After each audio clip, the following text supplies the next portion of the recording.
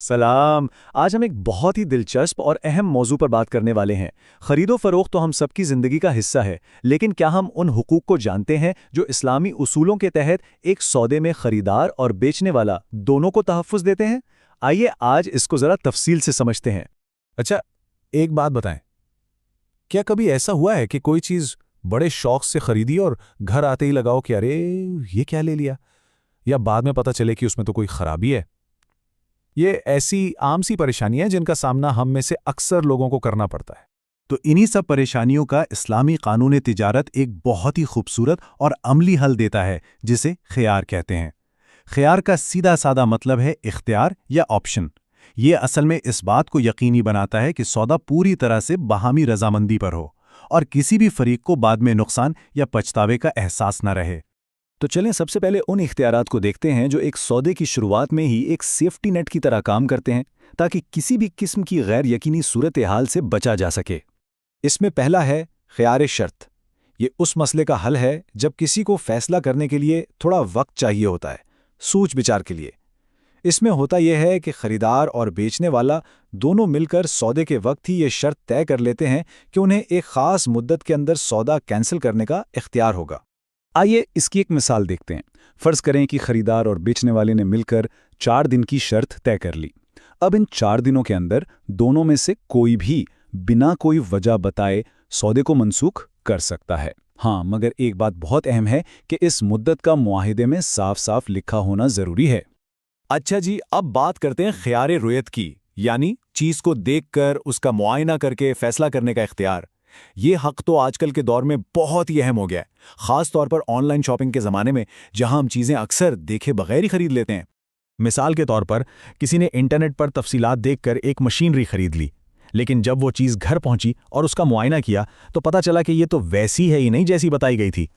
تو ایسی صورت میں خریدار کو پورا حق ہے کہ وہ سودا منسوخ کر دے اور وہ چیز واپس کر دے۔ چلیں اب ذرا آگے بڑھتے ہیں۔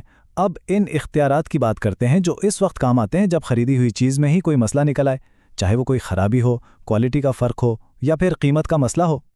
تو سب سے پہلے ہے خیار عیب، یعنی نقص یا ڈیفیکٹ کا آپشن۔ یہ اختیار تب ملتا ہے جب چیز میں کوئی ایسا چھپا ہوا نقص نکل آئے جو بیچنے والے نے بتایا نہیں تھا، اور اس نقص کی وجہ سے چیز کی قیمت یا اس کا استعمال متاثر ہوتا ہو۔ اس کی ایک بہت عام سی مثال بیٹریوں کی ہے۔ سوچیں، آپ نے بیٹریوں کا ایک پیکٹ خریدا، گھر آ کر ریموٹ میں ڈالا اور وہ چل ہی نہیں رہے۔ تو چونکہ ایک ایسا نقص تھا جو خریدتے وقت نظر نہیں آ رہا تھا، آپ کو انہیں واپس کرنے کا پورا حق حاصل ہے۔ اگلا اختیار ہے خیار وصف، یعنی کوالٹی کا آپشن۔ یہ تب استعمال ہوتا ہے جب بیچنے والا چیز کی کوئی خاص خوبی بتائے، کوئی وعدہ کرے، لیکن وہ خوبی اس چیز میں موجود ہی نہ ہو۔ یہ حق دراصل اس بات کو یقینی بناتا ہے کہ جو کہا گیا ہے وہی دیا جائے۔ مثال کے طور پر ایک گاڑی یہ کہہ کر بیچی گئی کہ جناب یہ آٹومیٹک ٹرانسمیشن والی ہے، لیکن خریدنے کے بعد پتہ چلا کہ ٹرانسمیشن تو مینول ہے۔ اب چونکہ وعدہ کی گئی کوالٹی موجود نہیں ہے، تو خریدار کو وہ گاڑی واپس کرنے کا پورا حق ہے۔ اچھا، ان دونوں میں ایک باریک سا لیکن بہت اہم فرق ہے، اسے سمجھنا ضروری ہے۔ خیار عیب کا تعلق چیز میں کسی غیر متوقع خرابی سے ہے، جبکہ خیار وصف کا تعلق بیچنے والے کے کیے گئے وعدے کے پورا نہ ہونے سے ہے، یعنی ایک میں مسئلہ چیز میں ہے اور دوسرے میں وعدے میں۔ اب آتے ہیں ایک اور بہت اہم اختیار پر، خیار غبن۔ یہ قیمت سے متعلق ہے۔ یہ خریدار کو اس وقت بچاتا ہے جب کوئی چیز مارکیٹ کی قیمت سے بہت ہی زیادہ مہنگی بیچ دی جائے اور خریدار کو اس کی اصل قیمت کا علم نہ ہو۔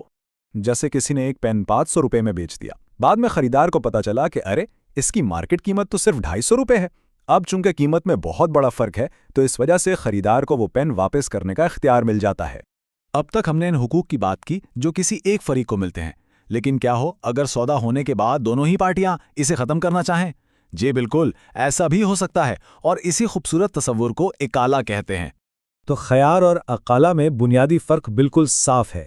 خیار ایک یک طرفہ حق ہے جسے کوئی ایک فریق استعمال کر سکتا ہے، جبکہ اقالہ ایک 2 طرفہ معاہدہ ہے جس میں خریدار اور بیچنے والا دونوں اپنی رضامندی سے سودے کو ختم کرتے ہیں۔